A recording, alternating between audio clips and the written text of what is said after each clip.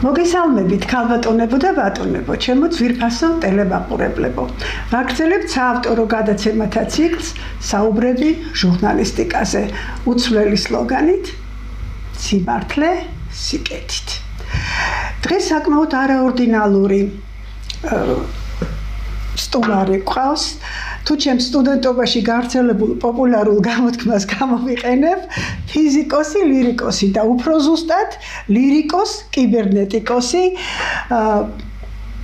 ტექნიკურ მეცნიერებათა დოქტორი, ღირსების ორდენის კავალერი და კიდევ უამრავი რეგალია, რომელთა ჩამოთვლაც ერთ გადაცემას ალბათ გადატვირთავდა ბატონი თეიმურაზ ხორხომელიძე.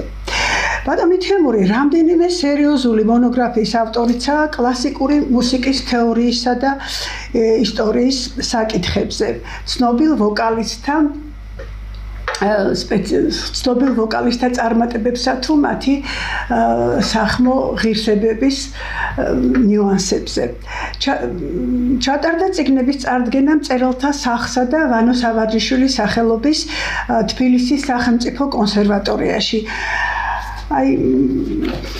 მინდა რომ მაყურებელმა ნახოს ეს წიგნები, სულ ბოლო გახლავთ გადამუშავებული, შევსებული და ძალიან სოლიდური გამოცემა საუბრები კლასიკურ მუსიკაზე, ასე რომ საკმაო აღიარებაც მოიპოვა ამ ნაშრომებმა და დღეს მუსიკალური კრიტიკის, კლასიკური მუსიკის პოპულარიზაციისა და მომავალი მსმენელის აღზრდის აქტუალურ საკითხებზე სასაუბროთ მოვიწვიეთ ბატონი თემური ჩვენს გადაცემაში.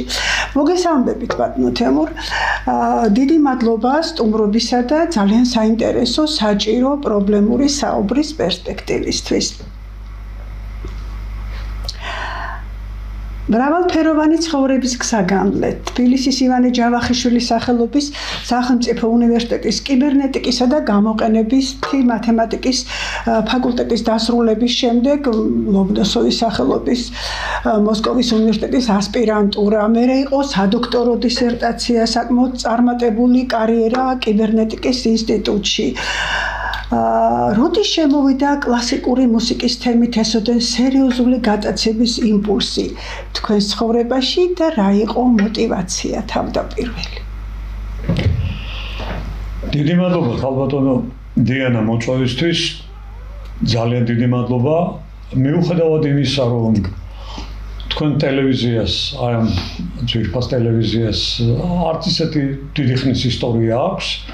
ჩემი დაკვირვებით და იმ გამოხმაურებებით, რომელიც უკვე თქვენს გადაცემებს და სხვა გადაცემებსაც აქვს, ეს საზოგადოებაში უკვე თანდათან პოპულარული ხდება. მე ძალიან ბევრისგან უკვე მოვისმინე, რომ აქ ძალიან სერიოზული გადაცემები ტარდება, ძალიან შინაარსობრივი, ძალიან ძვირფასი სტუმრები არიან. მოწვეული, რომლებიც ლაპარაკობენ ჟურნალისტიკისა და არა მარტო ჟურნალისტიკის სხვადასხვა სფეროებზე. ერთ მაგალითს მოვიყვან, მე 2 კვირის წინ ვნახე თქვენი გადაცემა.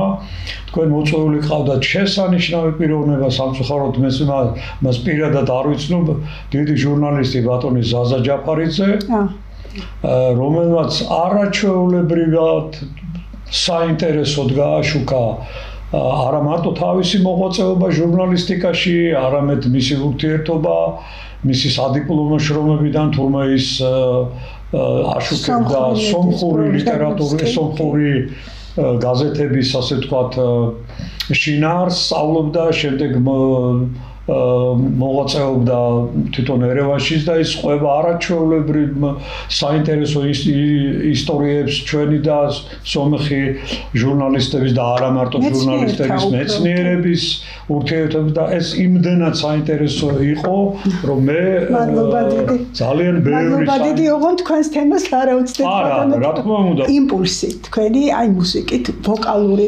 ხელოვნებით, კლასიკური მუსიკით, ასეთი უსერიოზულესი და ინტერესებისა, თორემ ხა ინტერესი რასაც არის. მოგახსენებთ, რა თქმა უნდა, ეს ერთ დღეს არ მოხდა და არ შეიძლება მოხდარიყო, ამიტომ მე ამის თარიღს ვერ დავასახელებ. რა თქმა უნდა. მაგრამ Შემიძლია თამამად გითხრათ ერთი რამ, რომელიც იმ პერიოდში ჩვენ მოგეხსენებათ კომუნისტურ საზოგადოებაში დავიბადეთ და გავიზარდეთ ჩვენი ცხოვრების ძირითადი ნაწილი ყოველ შემთხვევაში განათლება მივიღეთ იმ პერიოდში და იმ სისტემაში და მე შემიძლია მიუხედავად ბევრი უამრავი ნაკლისა და ჩვენ ამის დრო არ აქვს ხელმსაუბრა ამ თემაზე ვისაუბროთ ჩვენი დროის განათლება იყო შეძლების დაგვარად მაქსიმალურად დატვირთული საქმე კონკრეტულად რაც შეეხება მუსიკას იმ პერიოდში ქალბატონო დიანა თქვენ კარგად მოგეხსენებათ ჩვეულებრივ საშუალო სკოლასთან ერთად იყო მუსიკალურ სკოლაში სწავლება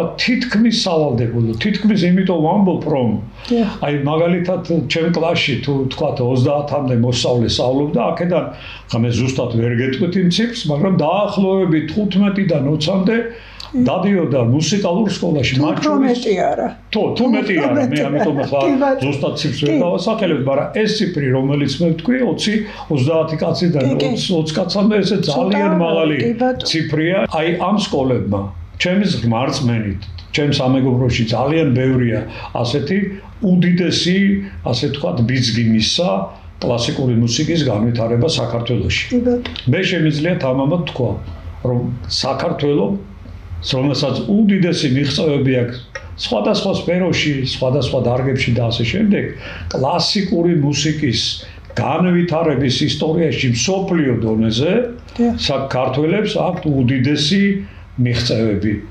უდიდესი მიღწევები და რაც თქვენ ბრძანეთ, სავალდებულო არ არის რომ ყველა გამოვიდეს, მათ შორის მეც როგორც ჩანს არ ვიყავი მუსიკალური ნიჭით დაჯილდოებული, მანდა მაინც, მაგრამ და არც არის საჭირო რომ 20 ბავშვიდან 20 მუსიკალური დიდი მუსიკალური განათლება მიიღოს მე მხედველობაში მაქვს დაამთავროს კონსერვატორია შემდეგ გააგრძელოს საკონცერტო ამის უბრალოდ ფიზიკური საშუალებაც არ არის მაგრამ ის რომ ამ განათლების ამ სისტემამ თავისი შედეგი გამოიღო და ეს აუცილებელია დღესაც და მე ძალიან გული მწყდება რომ ეს ამის ტენდენცია არ განვითარდა საქართველოში ეს არის ფაქტი. თქვენ ბრძანით უკვე რომ ყველა მუსიკოსი ვერ გაიცნებოდა, მაგრამ კარგი მსმენელი, პროფესიონალი მსმენელი ჩამოყალიბდებოდა, როცა სავალდებულო 7 წლიან სწავლებას გაივლიდა მუსიკალურს, მას უკვე ყური აცრელი ჰქონდა, რომ ამ გიგანტებისთვის სიამოვნებით მოესმინა, ხო?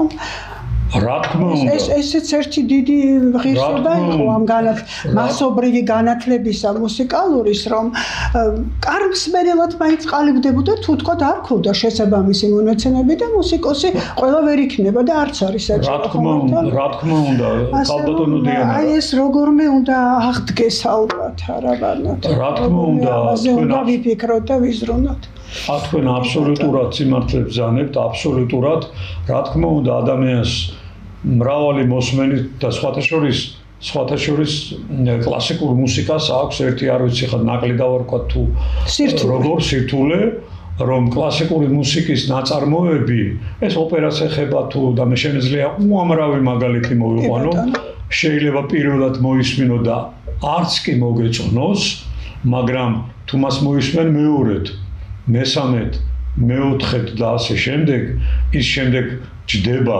ტვინში გრძნობაში და ასე არაერთი მაგალითი შემიძლია მოვიყვანო ყველაზე ცნობილ მაგალითს მოვიყვან მაგალითად ჩაიკოვსკის ყველასათვის ცნობილი ჩაიკოვსკის პირველი კონცერტი ფორტეპიანოსა და ორკესტრისათვის ჩაიკოვსკიმ მოასმენინა მის მასწავლებელსა და უფროს მეგობარს ნიკოლოზ რუბინშტეინს რომელიც იყო უმცროსი ძმა დიდი გენიალური ანტონ რუბინშტეინისთვის და თქვენ წარმოვიდგინეთ რომ ამ გენიოსმა კომპოზიტორმა და პიანისტმა ეს ძალიან მაღალი დონის პიანისტი იყო დაუწუნა პეტრე ჩაიკოვსკის უამრავი შენიშვნა ამ აქ უნდა იყოს ესე, იქ უნდა იყოს ესე და ასე შემდეგ. თქვენ წარმოვიდგინეთ რომ პეტრე ჩაიკოვსკი ამითაც არის გენიოსი რომ მან არც ერთი მისი შენიშვნა არ გაითვალისწინა არც ერთი ასე ვთქვათ შესწორება არ გააკეთა ამ გენიალურ ნაწარმოებში და ჩვენ მივიღეთ ის რაც მივიღეთ რაც არის საოცრება როდესაც დიდმა გერმანელმა დირიჟორმა კარაიანმა მოისმინა ეს კონცერტი მან თქვა რომ მე ამის თანასაოცრება არ მომისმენია რომ არ თქვა დღეს ბიზეს ოპერა კარმენი, რომელიც დღეს ყველაზე პოპულარულია იმ ოპერებს შორის, რომელიც პრაქტიკულად იდგმება მსოფლიოს ყველა თეატრში. თქვენ წარმოვიდგინეთ, რომ ბიზესის ოპერა დაიწუნეს მაყურებელმა ის ტვენით დატოვა ის დარბაზი, რამე თუ აქ ცოტა იმ პერიოდში ოპერას ესწრებოდა მაღალი, ასე თქვათ, რანგის საზოგადოება, მათ ეს ვულგარულად ჩათვალეს და ბიზე სხვათა შორის ამას გადაყვა და ეს სამისთვის ამის ნერვიულობას და ეს სამისთვის მე გარდაიცვალა. ერთადერთი კაცი, ვინც პირველსავე მოსმენის დროს შეაფასა ეს ოპერა ისევ და ისევ პეტრე ჩაიკოვსკი იყო, რომელმაც გენიალური სიტყვები დაუტოვა ისტორიას. მან თქვა, რომ გავაწლები და ეს ოპერა შესრულდება მილიონჯერ ყველა ქალაქში, ყველა ქვეყანაში, ყველა სოფელში და ასე შემდეგ და ასე შემდეგ. და ასეც არის. გენიალური პეტრე ჩაიკოვსკის ეს სიტყვები გამართლდა 100%-ით. თქვენს წიგნებში არაერთი საკვანძო საკითხია სკრუპულოზურად გამოკვლეული, რაც დიდად აჭარბებს უბრალოდ კლასიკური მუსიკის მოყვარულის, მელომანის დამოკიდებულებს და ექსპრესიულ მიდგომებს. ენაცვლება მეცნიერული საფუძვლიანი კვლევა ჭეშმარიტების დასადგენად, რაც აი თქვენი წინა საუბარიც ამის დასტური იყო. ცხადია, ყველა მათგანს ერთი გადაცემა ვერ დაიტევს სამწუხაროდ, მაგრამ ვფიქრობ, ძალიან საინტერესო იქნება უმთავრესად ესაუბროთ ტელემაყურებელს, საიდან იღებს სათავეს დასაბამს დღეს ესოდენ ფასეული ელიტარული კლასიკური მუსიკა და როგორი განვითარება ჰპოვა მან საეკლესიო რეფორმაციის პერიოდში. ეს ერთ-ერთი ფუნდამენტური საკითხია თქვენი კვლევებისა და მინდა რომ ფართო მაყურებელს ამაზე ესაუბროთ. ქალბატონო დიანა, ძალიან დიდი მადლობა ამ შეკითხვისთვის, ძალიან დიდი უღრმესი მადლობა.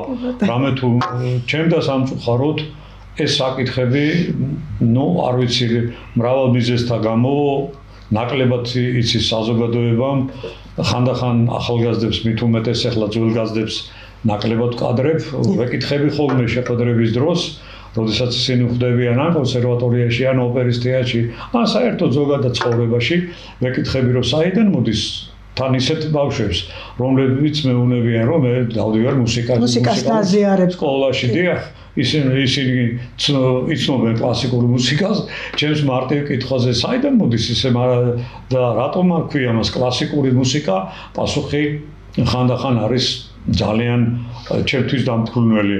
ხშირად ამბობენ კლასიკური მუსიკა კლასიკოსებისგან მოსდის. ანუ მათ ხედულობაში ყავთ ბეთჰოვენი, მოცარტი და ასე შემდეგ. ზოგი ამბობს, არ ვიცი, ზოგი, სხვადასხვა ასე თქვა პასუხებია. არაადეკვატური. მე თითქმის განსაკუთრებით ახალგაზრდებში არ შემხვედრია ჩემდა სამწუხაროდ და ეს იყო ერთ-ერთი მოტივაციაც რატომ დავწერე მე ეს წიგნი და ასეთი ფორმით და ასეთი შესავალით, რომ ახალგაზრდებს და ხანდახან ძველგაზრდებსაც კარგად აეთვისებინათ, რატომ ქვია მას კლასიკა და საიდან იწყებს ის სათავეებს. მე დღეს ამ გადაცემაში შემიძლია კატეგორიულად განვაცხადო, თუ ვინმეს ასე ვთქვათ, რაღაც დაეჭვებს, ბოდიში ვხდი, მაგრამ მე ჩემ ასე აქ ვდგავარ და სხვანაირად არ ძალდიც. რამე თუ ამას მე წლები შევალიე. კლასიკური მუსიკა, ქალბატონო დიანა. დაკავშირებული კი არა აღმოცენდა ქრისტიანული რელიგიის წიაღში და ის არის გაგრძელება საეკლესიო ქრისტიანული საეკლესიო მუსიკის. არც ერთ სხვა რელიგიას გრიგორი პირველი ისიც დიდად წოდებული და ისიც წმინდანად აღიარებული, რომელიც 590-604 წლებში იყო რომის კათოლიკოსი, რომის პაპი, რომელიც მანამდე 7 წელიწადი მუშაობდა კონსტანტინოპოლში და მან ბრწყინვალედ შეისწავლა ბიზანტიის ისტორია, აი ამ კაცმა, რომელიც ამბობდა, რომ განათლება ეკლესიის მტერია, ის მიხვდა, რომ მუსიკას აქვს ფანტასტიკური ძალა, ზემოქმედება ადამიანებზე, როდესაც ადამიანები განსაკუთრებით ეკლესიაში შეზღუდულ სივრცეში 500, 600, 700 კაცი იკრიბება და მღვდელი კითხულობს, ლოცვებს თუ მას ხალხი აყვა ფსალმუნების სახით და გაიმეორა ეს ლოცვები, ეს აუცილებლად მათზე დადებითად იმოქმედებს, ისინი კიდე მოვლენ ეკლესიაში, კიდე იქნება მათი ასე ვთქვათ ეს ექსტაზში ასე ვთქვათ მოყვანა და ამიტომ გრიგორი პირველმა შექმნა ქორალი, დღეს ის გრიგორიანულ ქორალად იწოდება, რომლის მოსმენა დღესაც შეიძლება, ეს ვფიქრობ არის შედევრების შედევრი და ეს სრულდებოდა ერთ ხმაში. გრიგორი პირველი და სხვა დიდი სამღვდელოება მონაზონები ამბობდნენ, რომ ღმერთი ერთია და ამიტომ მას ერთ ხმაში უნდა მივმართოთ. და ამიტომ ამას ასრულებდნენ მხოლოდ მამაკაცები ეკლესიებში და ეს შესრულება იყო მხოლოდ ერთ ხმაში. ეს პროცესი გაგრძელდა დაახლოებით 12 საუკუნე, 12-13 საუკუნე, მანამ არ შემოვიდა ეგრეთ წოდებული პოლიფონია და აქ მე ხაზი მინდა გავუსვა პირველად ჩვენს გადაცემაში განსაკუთრებული წვლილი აღნიშნო ქართველების მათი განსაკუთრებულობის გამო, იმიტომ რომ ჩვენ ვიცით რომ მე-12 საუკუნის ბოლოს და მე-13 საუკუნის დასაწყისში აშენდა პარიზში პარიზის ღვთისმშობლის ტაძარი, სადაც სპეციალურად ჩამოყალიბდა მამაკაცთა გუნდი, რომელიც შეისწავლიდა ამ ქორალებს და იქ გამოჩნდნენ პირველი კომპოზიტორები, რომლებმაც დაიწყეს ამ ქორალების 2 და 3 ხმაში გადატანა. ამ პერიოდში საქართველოში ანუ პოლიფონიის პირველი ნაბიჯები გადაიდგა. ამ პერიოდში საქართველოში ქართველები ეკლესიაშიც და ეკლესიის გარეთაც უკვე მღეროდნენ პოლიფონიურად. მე არ ვიცი და ისტორიკოსებიც ძალიან რთულად არიან ამ საკითხთან დაკავშირებული, მე ბევრი მაქვს წაკითხული, მაგრამ კატეგორიული განცხადება არ არის არსად. სად შემოვიდა პირველად პოლიფონია? სად შემოვიდა ეროვნულ მუსიკაში თუ კლასიკურ მუსიკაში, საკრავებში თუ სხვაგან და სხვაგან, მაგრამ ფაქტია, რომ ქართველები უკვე ამ საუკუნე ჩვენ წელთაღრიცხვაშიც და წელთაღრიცხვის იქითაც ძველ წელთაღრიცხვაში ქართველები მღეროდნენ პოლიფონიურად, ანუ 2 და 3 ხმაში. ეს ამ თემაზე ძალიან ბევრ ქართველს, უდიდეს ქართველებს აქვთ გამოკვლევები ჩატარებული, მათ შორის არ შემეძლია არ აღნიშნო ანზორ ერქომაიშვილი, აცხონა ღმერთმა მისი ნათელი სული. მე ძალიან გამეხარდა და პირდაპირ ავით ცრემლებიც კი წარმომივიდა. ამ ტელევიზიის ერთ-ერთი დამაარსებელი, მე ცრემლებიც კი წარმომივიდა, როდესაც გავიგე მისი გარდაცვალება, მაგრამ ძალიან გამეხარდა. ძალიან მეტი რო არ შეიძლება, როდესაც გავიგე, რომ იგი უნდა დაეკრძალათ თაწმინდის პანთეონში.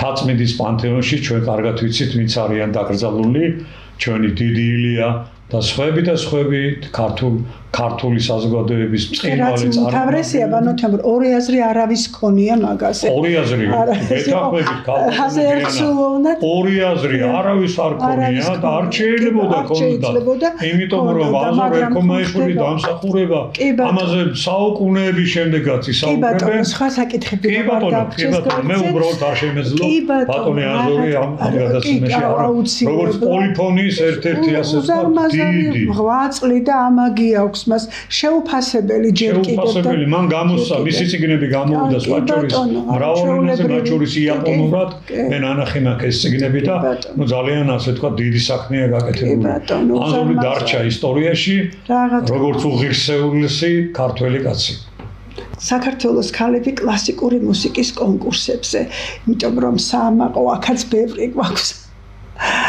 ყველაფერს ვერ მოვიცავთ, მაგრამ ქალბატონო დიანა. თავი აქცენტები, თორე ამას ერთი გადაცემაც არ ეყოფა ცალკე. ქალბატონო დიანა, თქვენ წინა კითხვაში ბოლო ნაწილით ბრძანეთ, როგორც ჩანს, თქვენს კარგად ხართ გარკვეული რელიგიის ისტორიაში და მუსიკის ისტორიაში კონკრეტულად და თქვენ ბრძანეთ, რომ აი შემდეგ კიდე რა მოხდა რეფორმაცია, სულ 2-20 სიტყვით.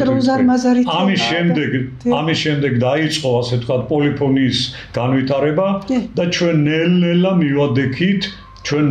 მივადექით ბახს, ანუ ბაროკოს, ანუ 1600 წელს. ისეთ რა, შეიძლება რელიგია გწამდეს, შეიძლება არ გწამდეს და ასე შემდეგ, მაგრამ ადამიანების და განსაკუთრებით გენიოსების გაჩენაში და დაბადებაში ამ ქვეყანაში რომ მონაწილეობს ღმერთი, ეს შეიძლება რამდენიმე მაგალითითაც კი შემოვიფარგლოთ. შეიძლება განა რომ გერმანიაში ერთი და იგივე წელს რაღაცა თვეებშია განსხვავება კონკრეტულად 1685 წელს დაიბადოს ბახი ერთის მხრივ და გენდელი მეორეს მხრივ. შეიძლება, მე მგონია რომ ეს აქ ღმერთის ხელი ნამდვილად ურევია. 7 წლით ადრე დაიბადოს ვივალდი. აი როგორ ხდება ეს? თქვენ როგორი საინტერესო კვლევა გაქვთ ჩატარებული სწორედ აი ამ დაბადების თარიღებთან. ესეც ერთი ცალკე დიდი თემაა. ეს ცალკე დიდი თემაა, რა თქმა უნდა. ხო გითხარით, ოკეანეა თემებისა და პრობლემებისა ამ ნაშრომებში, ასე რომ თულია ძალიან გამოცურვა აქედან. ნაშრომებში არ ვიცი, მაგრამ ბახი და გენდელი რო ოკეანეა და ვივალდიზე კიდე რო არაფერი არ თქვა, სხვა შორის ვივალდის ნაწარმოებებიც კი სრულად არ არის მოპოვებული და შესწავლილი, თქვენ წარმოიდგინეთ რა დონის მოღვაწე იყო. 1829 წელს მენდელსონმა გოეთეს მოასმენინა ბერლინის და სხვათა შორის ჰეგელიც ესწრებოდა ორი გენიოსი, წარმოიდგინეთ დარბაზი, დირიჟორი არის მენდელსონი, ბერლინის სიმფონიური ორკესტრი, დარბაზში ზიან გოეთე, ჰეგელი და სხვა დიდი ფილოსოფოსები. და როდესაც დამთავრდა ეს ყველაფერი, მენდელსონი ძალიან მდიდარი ოჯახის შვილი იყო, მან გამართა ძალიან დიდ, ასე ვთქვათ, ბახში ბანკეტი და იმ ბანკეტს ესწრებოდნენ, რა თქმა უნდა, გოეთეც და ჰეგელიც და კორესპონდენტებიც. მაშინაც იყვნენ კორესპონდენტები ძალიან ცნობის მოყვარეები. ეს მეორე უძველესი პროფესია თუ პირველი არა. რა თქმა უნდა. ინფორმაციის გაცვლა და გავრცელება, კაცობრიობის რა თქმა უნდა. თქვენ უძველესი პროფესიის წარმომწყინვალე წარმომადგენელი ბრძანდებით ქალბატონო დიანა. და მე სიამაყე შეგვიძლია ვთქვა, რომ თქვენ ხართ არა მარტო ჩვეულებრივი, არამედ დოქტორი ფილოლოგიის და ჟურნალისტიკის უდიდესი სპეციალისტი. და ამით დავამთავრებ, კორესპონდენტმა სხვა კითხვებთან ერთად გოეთეს კითხა. ბატონო გოეთე, თქვენ მოგეწონათ ბახი? გოეთემ თავი დაუკრა. თავის დაკვრა, კორესპონდენტს არ მოეწონა და გააგზელა. ისე შოკური კითხვები მაშინაც იცოდა. რა თქმა უნდა. მან გააგზელა და კითხა, ბატონო გოეთე, ვინ არის ბახი? ამაზე გოეთეულად უპასუხა. იფიქრა ერთი 5 წუთი პირდაპირ თვალებში უყურებდა და უთხრა, შვილო, მუსიკა იყო ბახამდე. მუსიკა არის ბახის შემდეგ. ვინ იყო ბახი? ეს კითხვა თქვენთვის მომინდვია. და თქვენ წარმოიდგინეთ, რომ გოეთემ ამის შემდეგ იცოცხლა ზუსტად 3 წელი, ის გარდაიცვალა 1832 წელს და მთელი ამ 3 წლის განმავლობაში ის დადიოდა მენდელსონთან და სთხოვდა, რომ მენდელსონს შეესრულებინა მისთვის ბახი, ბახის ნაწარმოებები. არსებობს ორი მესა, დანარჩენი 2-ზე ამბობენ, რომ დაიკარგაო, ეს არის მათეს ვნებანი და იოჰანეს ნებანი რომელიც დარჩა ისტორიას და გოეთე ამას მენდელსონის შესრულებით თითქმის ყოველ დღე ისმენდა. დრაზრის ბრძანდებით მუსიკალური კრიტიკის ხარისხზე თანამედროვე ქართულ მედიაში საკმარისია რადიო ტელევიზიასა თუ ჟურნალ-გაზეთებში ჩვენი დიდებული საოპერო ტრადიციების, დღევანდელი მიღწევების გაშუქება, ანალიზი, შეფასება. ქალბატონო დიანა, რა თქმა უნდა, თქვენი მხრივ ძალიან დროული და კარგი კითხვაა. თუმცა მე ცოტა შეიძლება მეუხერხულება კიდეც და შეიძლება მიჭირს კიდეც ამ საკითხზე პირდაპირი პასუხის გაცემა. მე პირადად რა თქმა უნდა არ მაქვს მოყოლებს ეს. არც სიხშირე უამრავ ტელევიზიებში და არც მათი ხარისხი. ნუ რავი მომიწყენს, მე არავის წენა არ მინდა და არც მაქვს უფლება და არც სურვილი, მაგრამ იმ ქვეყანაში, რომელსაც კლასიკური მუსიკის განვითარების ისტორიაში ამას დამარცულად ვამბობ, არანაკლები წვრილი აქვს შეტანილი, ვიდრე ისეთ დიდ სახელმწიფოებს განვითარების ისტორიაში ხას უშუალო, როგორიც არიან გერმანია, ავსტრია, იტალია და ასე შემდეგ, ჩეხეთი და ასე შემდეგ, მე აღარ ვლაპარაკობ და არც შევადარებ, არც ამერიკას და არც დიდ ბრიტანეთს. მათზე გაცილებით დიდი წვლილი გვაქვს. ჩვენი ისტორია, ჩვენი კლასიკური მუსიკის განვითარების ისტორია მე ახლა წერილიც დავწერე საქართველოში, ეს დაახლოებით თითქმის 2 საუკუნეა და ჩვენზე, ასე ვთქვათ, ცოტა ადრე დაიწყო ეს ჩეხეთში, ავსტრიაში, გერმანიასა და იტალიაში. სხვა ქვეყნები ჩვენ კონკურენციას ვერ გაგვიწევენ. რაც შეეხება პოლიფონიაზე წეღან ვილაპარაკე და მხოლოდ იმას ვიტყვი, რომ სამხრეთულ ქვეყნებში მით უმეტეს ჩვენს მეზობელ მოძმე სახელმწიფოებში, როგორიც არის სომხეთი, ყოფილი ალბანეთი, ქრისტიანული იყო, სირია და ასე შემდეგ, მათი საეკლესიო განვითარება ყოველ შემთხვევაში იყო ერთხმოვანი. ანუ ისინი პრაქტიკულად გრიგორი პირველის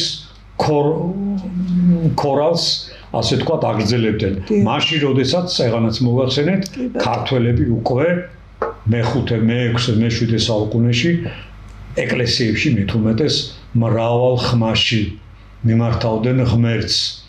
დავით ალადაშვილი ატარებს პატარა გადაცემა და ასე შემდეგ, მაგრამ ხო ეს მაინც სასულველის დონეზე ხო ეს უფრო მაინც ასე ვთქვათ გადაცემა ისეთი რომელიც პროფესიონალებისთვის უფრო ასე ვთქვათ ისა ალადაშვილი ძალიან კარგი არაჩვეულებრივი პიროვნება მე მის კონცერტებზე ძალიან ხშირად ვარ ნამყოფი განსაკუთრებით მომეწონა ბეთჰოვენის მესამე კონცერტის მისეული შესრულება, მაგრამ ეს არაა საკმარისი. აუცილებლად საჭიროა ისეთი გადაცემების, რომლებშიც გაშუქებული იქნება თუნდაც ელემენტარულ დონეზე. რელიგიის ისტორია, ჩვენი ისტორია, ქართული მართლმადიდებლური ეკლესიის ისტორია და მისი დამოკიდებულება თუნდაც მუსიკისადმი. ძალიან ცოტა ქვეყანა ვიცი, პირადად მე, სადაც მათ 5 წარმომადგენელს აქედან 4 ქალია და 1 ქალი მოეგოთ ამ კონკურსის აეღოთ პირველი პრემია და გრან პრი. ეს არის მარგარიტა ლონგისა და ჟაკ ტიბოს უდიდესი და უძველესი კონკურსი, რომელიც მარგარიტა ლონგმა ამ ისტორიულმა ქალმა, რომელიც მეგობრობდა სერგეი რახმანინოვთან და ალექსანდრე სკრიაბინთან 1953 წელს, როგორც კი ჰიტლერი შევიდა ბერლინში, მან ამის პროტესტის ნიშნად ჟაკ ტიბოსთან, რომელიც მევიოლინე იყო და ის მერე ავიაკატასტროფაში ესპანეთში გარდაიცვალა, ჩამოაყალიბა კონკურსი. მე რომ მკითხო, თავისი წონით და რანგით ის შეიძლება, პირველიც კი იყოს, თუმცა სამეულში რა თქმა უნდა შედის. აი ამ კონკურსში მარინამ დივანმა 1961 წელს აიღო პირველი ადგილი, ისე რომ კონკურენტებიც კი ძალიან შორს ჩამოიტოვა.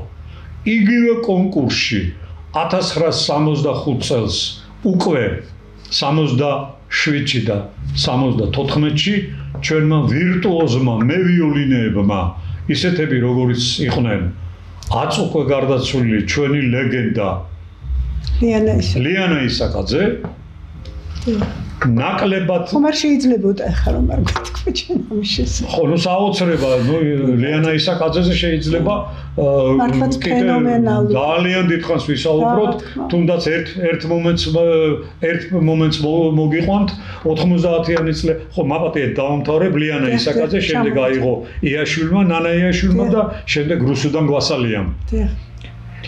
90-იან წლებში ლიანა ისაკაძე მოუწია გერმანიაში გადასახლება, პრაქტიკულად კამერული ორკესტრი წაიყვანა და იქ მოგეხსენებათ რა წლები იყო აქ მუსიკა ომი. თუმცა არაჩვეულებრივი ჩანაფიქრი ჰქონდა მას კარსანში უნდა მუსიკალური სოფლის აშენება და მაშინ ძალიან ცუდად მოექცა, არ დავაკონკრეტებ ერთი ჩვენი საკმაოდ სახელოვანი თანამემამულე და საქართველოს დაკარგა ეს დიდი პერსპექტივა. მე დღემდე გული მტკივა. საქართველოს დაკარგა ეს. პირდაპირ ბრძოლა გამოუცხადა ქალბატონ ლიანას ისეთი საბაბით რომ ახლა ამაზე ლაპარაკიც კი სამწუხაროდ და აი ამას უკავშირდება რაღაც დროში უკავშირდება და მე ვარაუდობ რომ ეს დიდი გულის ტკივილი იყო სწორედ იმის მიზეზი რომ მან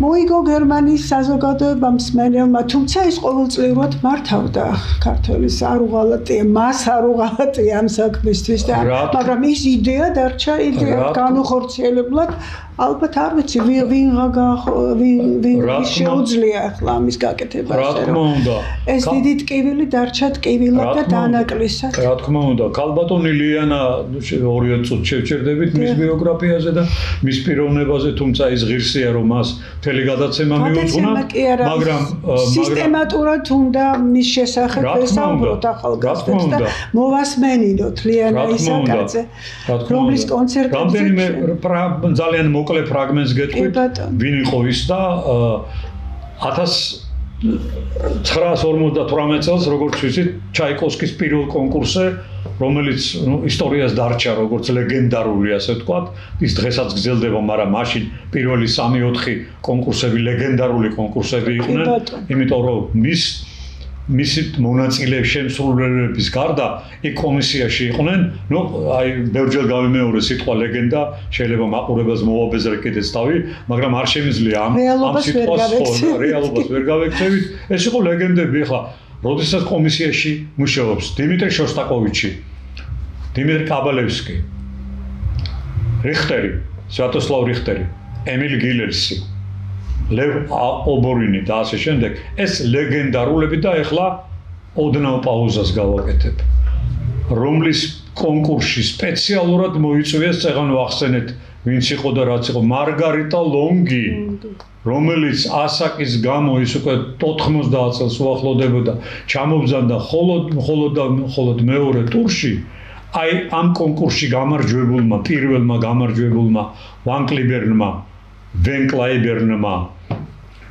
შემდეგ მოგიყვებით რა მოხდა ჩვენ თანამემამულე ლასენკოსა და მას შორის მან პირველი რაც გააკეთა 1959 წელს ის ჩამოვიდა თბილისში და მას ბევრ სხვა რაღაცებთან გამართა კონცერტიც მოასმენინეს 14 წლის ლიანა ისაკაძე და ვენ კლაიბერმა ამ მომავალმა ვარსკვლავმა ხმამაღლა დაიყვირა ეს საოცრება ეს რამდენიმე წლის შემდეგ მთელ მსოფლიოს დაიპყრობს და მართლაც მოხდა ზუსტად 65 წელს რამდენიმე წელი იყო გასული ქალბატონმა ლიანამ წინვალეთ მოიგო მარგარიტა ლონგი შემდეგ მოიგო სხვა კონკურსები სხვათა შორის ჩაიკოვსკის კონკურსზე მესამე ადგილი აიღო და ასე შემდეგ ძალიან ორიგინალური გამოკვლევა გაქვთ სტალინი და მისი ურთიერთობის შესახებ კორიფეებთან, დიდ მუსიკოსებთან და მე იცით რა დავინახე აქ რომ ზოგადად ჩვენ ხშირად ვამბობთ ჟურნალისტების და არაჟურნალისტების წრეშიც რომ დიდი ხელოვნება, დიდი სპორტი, დიდი მეცნიერება ყოველთვის იყო და არის პოლიტიკა. პოლიტიკასთან გადაჯაჭვული და ეხლა თქვენ თავად წერთ რომ სტალინი შეუსწავლელი ფენომენია. ძალიან დიდი როა ყველა აღიარებს, მაგრამ სატანაა თუ წმინდანი ამაზე დავამიდის და ალბათ დიდხანს ეს ამის გარკვევა გაჭირდება, ხომ? მაგრამ ფაქტია, რომ აი სწორედ პოცდამი ახსენეთ თქვენ და აი ამის პირდაპირი მაგალითია ეს ფაქტი, რომ მან საბჭოთა და რუსული ვოკალის კორიფეები და მუსიკოსები წაიყვანა პოცდამის შეხვედრაზე. თქვენ წერთ ამის შესახებ და იქ უკვე რუზველტი აღარ იყო, ტრუმენი იყო, რომელიც აღარ იყო ისეთი განათლებული, ისეთი ენამახველი, როგორც რუზველტი და აი პირდაპირ დააშამათა ეს აი ამ ვოკალისტების და ამ მუსიკოსების გამოყენებით ესეთი დიპლომატიური სულა გააკეთა, გენიალური შეიძლება ითქვას. აი ამის შესახებ მინდა რომ ფართო მაყურებელთან ისაუბროთ, რომ აი როგორ არის პოლიტიკა, როგორ არის დიპლომატიაში ძალიან ესეთი მოხერხებული იყო ზოგჯერ აი როგორ იყენებს დიდი დიპლომატი ამას გონებამახვილი ადამიანი. აი ეს ნიმუშად მინდა რომ თქვენ ამის შესახებ. სტალინი ნამდვილად განათლებული კაცი იყო მუსიკალურად. 1953 წელს შემდეგ 45-ში და ისევ 45-ში თეირანში, პოცდამსა და იალტაში, უпроსორეთ იალტასა და პოცდამში გაიმართვა სამი დიდი ქვეყნის მეთაურების შეხვედრა. სტალინს დიპლომატიაც იყო, ჭკუაც და პოლიტიკური ნაბიჯიც იყო ალბათ.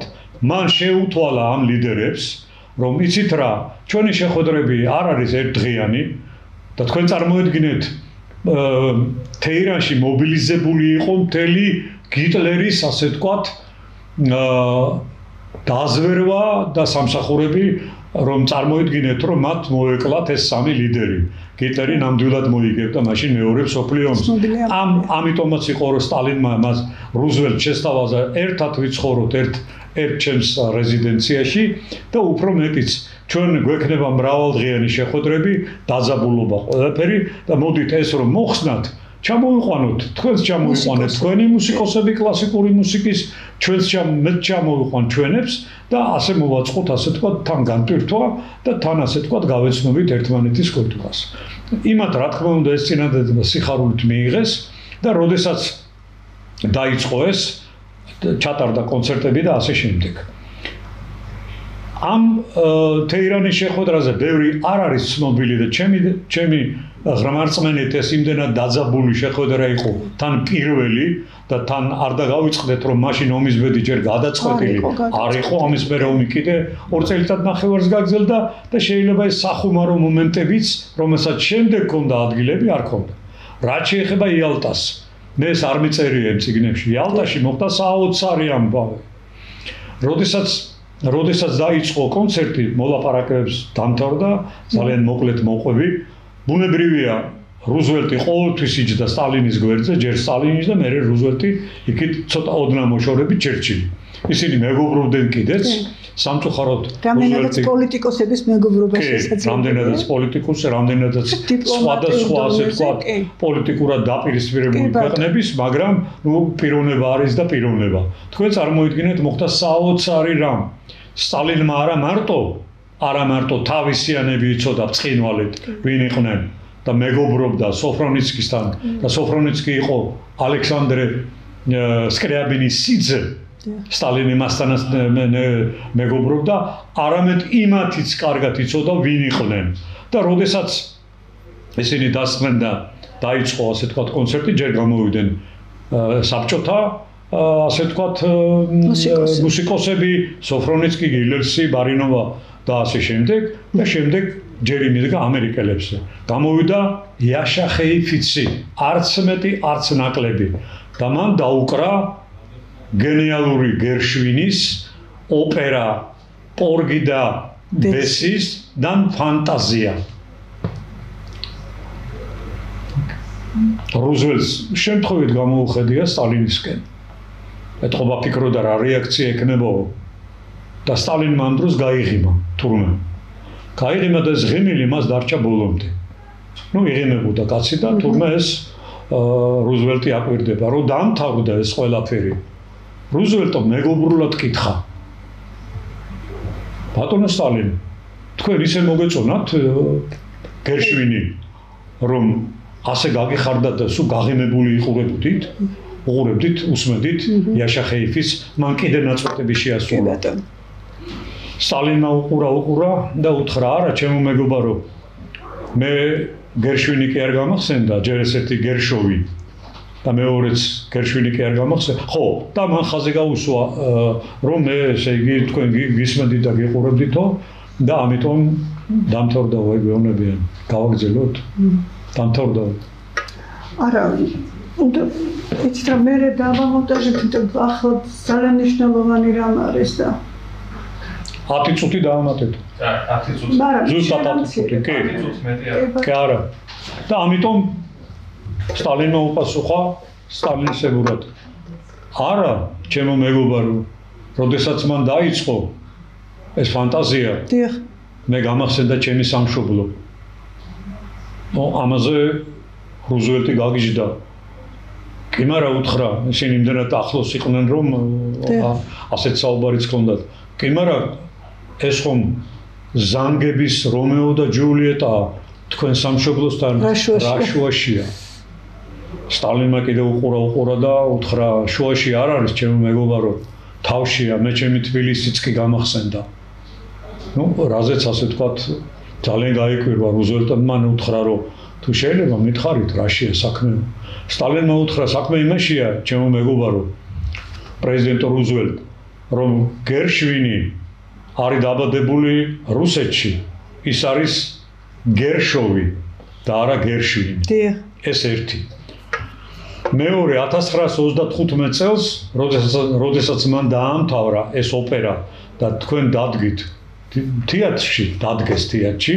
მეტროპოლიტენში მას დადგმაში მიეხმარა უпроსორეთ დადგა თბილისელმა კაცმა რუბენ მამულიანმა ის დაბადებულია თბილისში ჩემს საკუთარ ქალაქში რომელმაც მე სწავლა გააგრძელა პეტერბურგის მოსკოვის ლომონოსოვის უნივერსიტეტში და ამის მერე წამოვიდა თქვენთან მას ამ დადგმაში ეხმარებოდა აგრეთვე ჩვენი თანამემამულე სერგეი რახმანინოვი რომელიც აგრეთვე პირველი მაყურებელი იყო და რაც თავარია ეს შეასრულა ჩემმა მეგობარმა იაშახეიფიცმა როდესაც მას თქვა თურმე სიტყვა ჩემმა მეგობარმა ამაზე რუზველტი საერთოდ გაგიჟებულო და უთქვია კი მაგრამ რა ხდება გამაგებინეო რა ხდება და ის ხდებაო სტალინმა უთხრა რომ ეს კაცი დაბადებულია ვილნოში ეს გენიოსი 7 წლის ასაკში მან შეასრულა მენდელსონის სავიოლინო კონცერტი ხოლო 13 წლის ასაკში ის იყო ჩამოყალიბებული მუსიკოსი იყო ჩვენ გამოუშვით ის ამერიკაში და როდესაც ის 35 წლის ასაკში უკვე 1901 წელს დაიბადა ძალიან ცნობილი უკვე იაშახეიფიცი ევროპაში ატარებდა გასტროლებს მე მას ვთხოვე ჩემი თანაშემწის სახელით რომ ის ჩამოსულიყო მოსკოვში და რამდენიმე კონცერტი გაემართა წარმოიდგინეთ როგორც კი მიიღო მან ეს დეპეშა ის წამოვიდა და მატარებელი გაჩერდა ბერლინში გაიღო კარები და მას დახვდა არც მეტი არც ნაკლები 1935 წელია იოზეფ გებელსი რომელმაც თხოვა მას ჩამობძანდით ხეიფეთს ჩვენ უდიდეს ფულს გადაგიხდით და ერთი კონცერტი გამართეთ მან უთხრა მე მელოდება ჩემი მეგობარი სტალინი მიუხურა კარები და ჩამოვიდა მოსკოვში სტალინმა ეს რა თქმა უნდა მიიღო დიდებულად მან გამართა რამდენიმე კონცერტი და მე როგორც ამბობდნენ ისინი მან თავის კაბინეტშიც მიიღო და ძალიან დიდხანს დიდი საჩუქრებით გამოუშვა უკან. ფათაშორის არსებობს ძალიან მოსწრებული ფრაზა, გამოთქმული სტალინის მიერ, გამახსენდა გებელსზე, სტალინმა უთხრა ჩერჩილს და რუზველტს თეირანში. გიტლერს ყავს გებელსი, მე მყავს გილელსი. და ეს დარჩა ისტორიას. ნახეთ რა უთხრა, გიტლერს ყავს გებელსი, მე მყავს გილელს. რა შეეხება, მოკლედ ვიტყვი ძალიან პოტსდამში ერთი თვით ადრე 12 აპრილს გარდაიცვალა რუზველტი 73 წლის ასაკში მან ინსულტი მიიღო და ესწრებოდა ჰარი ტრუმენი. როდესაც დამთავრდა ეს ყველაფერი და ისევ გაიმართა, ჰარი ტრუმენი ნაკლებად განათლებული ერუდირებული კაცი იყო ვიდრე რუზველტი. რუზველტს ყველაფერს თავი დავანებოთ იმ დროის უგანათლებულესი მეუღლე ყავდა, მას ადარებდნენ მარგარეტ თეტჩერს და როდესაც დამთავრდა ეს ყველაფერი, გალინა ბარინოვა უდიდესი მევიოლინე, რომელიც ამის ყველაფრის მოწმეა წერს თავის წიგნში, რომ გარი ტრუმენი ყოველი შესრულების დროს მოდიოდა ჩვენთან, მივიდა სოფრონიცისგან ხელი ჩამოართვა, შემდეგ მივიდა გილელსთან ხელი ჩამოართვა, შემდეგ ჩვენთან მოვიდა და ჯდებოდა. რომ დამთავრდა ეს ყველაფერი, სტალინსა და ტრუმენს შორის გაიმართა მოკლე დიალოგი. ამის ორი სიტყვით შესავალს ვიტყვი. მთელი ამ ხნის განმავლობაში ისტორიკოსები სხვადასხვა რაღაცებს იგონებენ და ამბობენ, რომ ჰარი ტრუმენმა უთხრა სტალინს, რომ მე მაქვს ატომური ბომბი და რომ ვითომ სტალინმა ყურებშუა გაატარა, რომ მე მაქვს ესეთი იარაღი, რომ მალე დავამარცხებთ იმას და ამას და ასე შემდეგ და შემდეგ ბერიამ ამბა მიუტანა, ეს არ ვიცი მართალია თუ არა, იმიტომ რომ არც ერთი ცოცხლები არ არიან, მაგრამ ნამდვილად სიმართლეა ის, რომ ჰარი ტრუმენმა უთხრა სტალინს, მისტერ სტალინ, მე ძალიან მომეწონა თქვენი მუსიკოსები. თქვენ როგორ მოგეწონათ ჩემები? ჩვენები? სტალინმა უყურა და მისეულად უპასუხა სტალინსეურად. მისტერ ტრუმენ, რომელი თქვენები? ისინიც ხომ ჩვენები არიან? სტალინს მხედველობაში ყავდა რომ ხეიფიცის გარდა იქ უკრავდა გრიგორი პიტიგორსკი, ნატან მილშტეინი, არტურ რუბინშტეინი, არ იყო მხოლოდ და მხოლოდ სერგეი რახმანინოვი, რომელიც იმ პერიოდში კეიკუსის სასაფლაოზე ცინკიან კუბოში იწვა. აი ასე უპასუხა სტალინმა და თუ დრო ღერც კიდე მოყვები სტალინი დადიოდა არა მარტო დიდ თეატრში ოპერის რეპერტუარებზე, იმაზე პრემიერებზე, არამედ დადიოდა რეპეტიციებზეც კი. მას უყვარდა მუსორსკის ოპერები, ბორის გოდუნოვი და ხოვანშინა, უყვარდა ევგენი ონეგინი ჩაიკოვსკის და უყვარდა რიმსკი-კორსაკოვის სატყო. რაც შეეხება სხვა კომპოზიტორებს, მას უყვარდა კარმენი, რა თქმა უნდა, და მას უყვარდა რა თქმა უნდა ვერდის აიდა. ვერდის აიდის შესრულების დროს იგი ხანდახან რეპეტიციებზე კი არა, მეოთხე მოქმედების დროს შემოდიოდა ჩუმად თავის ლოჟაში და უსმენდა ამნერისის არიას, როდესაც შედიან ისინი ეკლესიაში კლდეში, რადამესი და აიდა გადაფარებული ამნერისი ამ კლდეს ჩუმად მღერის. ამაზე სტალინი თურმე გიждდებოდა და ბოლოს ერთი გადაცემა, ერთი ოპერის ეპიზოდი უნდა მოყვე, რომელიც მოხდა სტალინის გარდაცვალებიდან ერთი კვირამდე ადრე 27 თებერვალს 1953 წელს სტალინი ესწრებოდა პიკის ქალს და მღეროდა იქ ვინმე ნიკოლოზ სელივანოვი. სტალინის ლოჟა ძალიან ახლოს იყო, ასე თქვა სცენასთან და სელივანოვმა უცებ შეხედა სტალინს, ლამის გული წავიდა და ხმა ჩაუვარდა. შუა დასვენების დროს სტალინმა გამოიძახა არკადი ანისიმოვი, მაშინდელი დირექტორი და უთხრა, თქვენ მეგობარო, რა ხარისხი აქვს ამ მომღერალს, მას რა თქმა უნდა ენამუჩილში ჩაუვარდა და ამოილუღლუღა ბატონო სტალინი. იგი არის რუსეთის ფედერაციის სახალხო არტისტი. სტალინმა ხმამაღლა დაიძახა, ხედავთ ანისიმოვ, რა კეთილია საბჭოთა ხალხი, რომ ასეთ კაცს მიანიჭეს სახალხო არტისტობა. აი ეს არის ძალიან მოკლე. მე შემიძლია სტალინზე ძალიან კიდევ ბევრი რაღაცები. მხოლოდ სტალინზე მე მინდოდა ძალიან მესაუბრა, აი ისტორიული რომანივით იკითხება თითოეული თქვენი ვოკალისტის თავგადასავალი, ბიოგრაფიული დეტალები, მეტყველი დეტალები გამოყენებული გაქვთ იქ საოცარი მეთოდები, სისტემური ანალიზის მეთოდი, ეს გადაჯაჭვულია. ძალიან უყვარდა ჩვენს დიდ მაესტროს ბატონ ნოდარ ანდღულაძეს თქვა ეპოქის სული ჩანს ხოლმე იცით აი რაღაც კომპლექსური კვლევაა ინტერდისციპლინური იქ არის პოლიტიკაც თქვენ სამ გამოკვლევებში და აი ერთ-ერთი ესეთი მაგალითი მქონდა ნოდარ ანდღულაძე ქართველების დიდი სიამაყე და ეპოქის სული არის დანახული თითოეული ვოკალისტის ბიოგრაფიასა და შემოქმედებაში და ამის თვალსაჩინო მაგალითია თქვენთან ენრიკო კარუზოს ბიოგრაფია, რომელიც ერთადერთხელ ყოფილა რუსეთში, მეფის რუსეთში გასტროლებზე და ისე საოცრად არის სარკისებური პრინციპით გაქვს დახატული ნიკოლოზ მეორის პორტრეტი. აიცით, არის ასეთი მეთოდი ჟურნალისტიკაში, არ ვიცი, ხა თქვენს ქვეცნობიერში ალბათ ხა ჟურნალისტიკის თეორია ნამდვილად არ გისწავლეთ.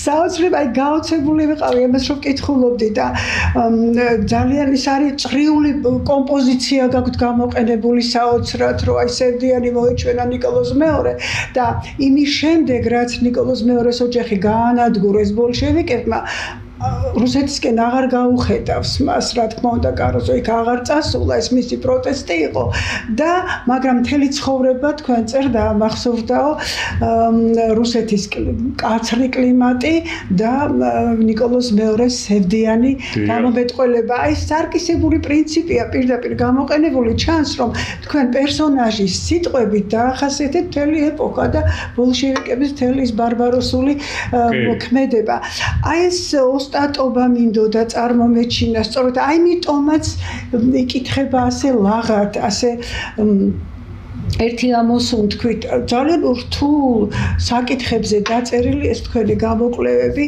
რისთვისაც ძალიან დიდი მადლობა და მე დიდი სურვილი მაქვს რომ ესენი შეიტანონ სკოლის სახელმძღვანელოდაც რატომ იყო სიმღერის მუსიკის საგანი ასეთი არა მხოლოდ მუსიკალურ სკოლებში ვთქვათ იქ ლიტერატურას მომბეჯო ის თავისთავად მაგრამ ჩვეულებრივ ზოგად საგანმანათლებლო სკოლაში რომ გაიზარდოს ზოგადად განათლებული პიროვნება მუსიკალურად განათლებული პიროვნება აი ეს წიგნები მე მგონი ჰაერივით აუცილებელია ამ გადაცემის სურვილით მე პირადად ამან გამიჩინა რა თქმა უნდა ზღვაში წვეთია ის რაც ჩვენ მოვასწარით რაზეც ვისაუბრეთ კიდევ ძალიან ბევრი საკითხი დაგვრჩა სამწუხაროდ აქ მაგრამ მე ნამდვილად ზღვა საკითხებია და ამას ერთი გადაცემა ვერაფრით დაიტევდა მაგრამ რისი დატევაც მსურდა ისიც ვერ მოხერხდა ამიტომ თუ შეიძლება ერთ ფრაზას დავამატებ რა აჩუქა ნიკოლოზ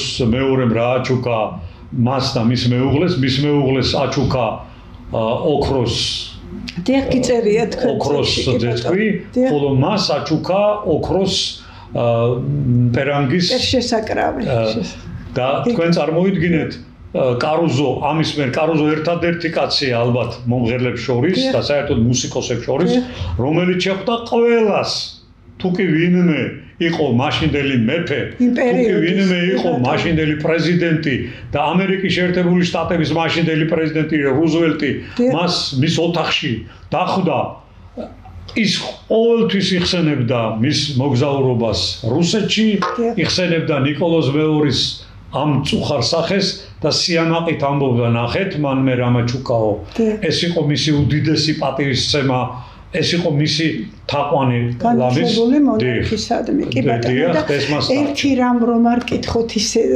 ვერ გაგიშვებთ აკეთად ვიცი რომ ეს თქვენი არ ვიცი ჰობი არ არის უფრო მეტია ბევრად ხომ არ მოგასვენებთ ცხადია უახლოესი გეგმები მინდა მორიგი სიურპრიზი რა იქნება კითხველისათვის მორიგი სიურპრიზი ნუ შეიძლება სიურპრიზად დავარქვათ მე ერთი კვირის წინ დაახლოებით 10 დღის წინ დავამთავრე საქართველოს ისტორიის უკვე საქართველოში კლასიკური მუსიკის განვითარების ისტორია და რამდენად გამომივიდა ეს მაყურებლის და მსმენელის და მკითხველის შესაძლებელია ჯერჯერობით მე ასე თქვა დასტამბულიც არ მაქვს ხელ დავბეჭდე ბევრი საკითხია განხილული ძალიან ბევრი ადამიანების გვარები ვინც ჩამოდიოდნენ იმ პერიოდში მე-19-20 საუკუნეში საქართველოში გასტროლებდა და თუნდაც აი ეს ფაქტი კიდევ ერთხელ მეტყველებს რომ რუსეთის იმპერიაში თბილისი იყო მესამე და შეიძლება მეორე ქალაქიც კი,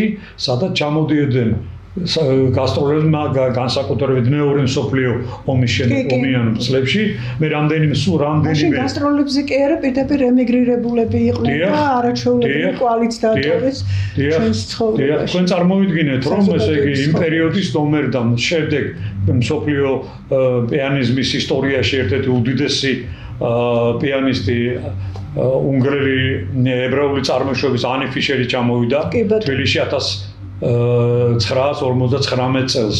ისააკ სტერნი ჩამოვიდა 1964 წელს და ასე შემდეგ და ასე შემდეგ. ნუ ვან კლიბერზე უკვე არ ვამბობ და ძალიან დიდ ჩამოვიდნენ უდიდესი დირიჟორები, ისეთები როგორც კურტმანზური და სხვები და სხვები და სხვები. ჩვენ, ანუ საბჭოთა მუსიკოსებზე მე უკვე აღარაფერს აღარ ვამბობ, რამე თუ ჩამოდიოდნენ აშკენაზი, გოლდენვეიზერი. ჩვენთან მუშაობდნენ, გოლდენვეიზერი მუშაობდა, მეგობრებო, ეს ლეგენდარული კაცი, რომელსაც 1902 წელს რახმანინოვმა მიუტანა თავისი ხელნაწერი, მისი ლეგენდარული მეორე კონცერტი და უთხრა მე დავწერე და ეგება ნახო და გოლდენვეიზერმა როგორც კი რამდენიმე ასე თქვათ აკორდი გააკეთა, მოტრიალდა და უთხრა შენ არ ახარ ნორმალურიო. ეს რა გააკეთე ბიჭო? აი ეს კაცი ჩამოდიოდა და მისაღებ გამოსაშევ გამოცდებს იღებდა კონსერვატორიაში. მასტერკლასებს ატარებდნენ 90-იანებში გალინა ვიშნევსკაის რეპეტიციებზე ქონდა ბედნიერება დავსწრებოდი. ჯერ აი უკვე 90-იან წლებში, მე 90-იანებში კონსერვატორიაში გალინა ვიშნევსკაის აქ ჩამოდიოდა, აქ მუშაობდა ნეიგაუზი, მეგობრებო. 1917 წელს მე წავიდა ის მოსკოვში და გახდა ის, რაც გახდა ნეიგაუზი. აქ მუშაობდა ასპირანტურის გამყოფილების გამგე იყო მარია იუდინა, რომელსაც სტალინისებდა სამწუხაროდ ყველა დრო ამოვწურებთ, რა თქმა უნდა, ზღვაში წვეთია ის, რაც მოვასწარით, მაგრამ დიდი იმედი მაქვს, რომ მაინც საინტერესო იყო. დიდ წარმატებებს გისურვებ და დიდ ხანს ტკბობას კაცობრიობის ამ საოცარი მონოპოვარით, რასაც საოპერო ხელოვნება ქვია. ერთი სიამოვნებაა თქვენს გვერდზე შესვლა ინტერნეტში და იქ ამ სამყაროში მოხვედრა. იმისთვისაც მადლობა, ამ ნაშრომებისთვისაც დიდი მადლობა და დიდი ინტერესი გაველოდებით ამ თქვენს მორიგ გამოკვლევას, მორიგ წიგნს. დიდი მადლობა გადაცემაში მობრძანებისა და საინტერესო. დიდი მადლობა თქვენ მოწვევისთვის, ამ საინტერესო კითხვებისთვის. დიდი მადლობა, მე იმედი მაქვს, რომ თქვენთან ძალიან საინტერესო, ჩემზე საინტერესო ადამიანები მოვლენ. ესეთი გადაცემები აუცილებლად საჭიროა, განსაკუთრებით ახალგაზრდებისთვის აუცილებლად საჭიროა, იმიტომ რომ კარგია მოდერნი, კარგია ასე თქვათ სხვა მიმართულებები ყველაფერი, მაგრამ ნათქვამია ჩემზე ძალიან ძვირფასი, ჩემზე ჭკვიანი ადამიანების მიერ არის ნათქვამი, რომ თუ არის შენი ქვეყნის ისტორია, განსაკუთრებით ის დიდი ხალხი, არის მათი ისტორია, ძალიან რთულია მომავალი, წინასწარმეტყველო ისტორია თუნდაც. რა თქმა უნდა. ასე რომ დიდი მადლობა კიდევ ერთხელ თქვენ. მადლობა თქვენ. მე კი მომავალ ხუთშაბათამდე გემშვიდობებით ჩემო ძვირფასო მაყურებელო. ნახვამდის.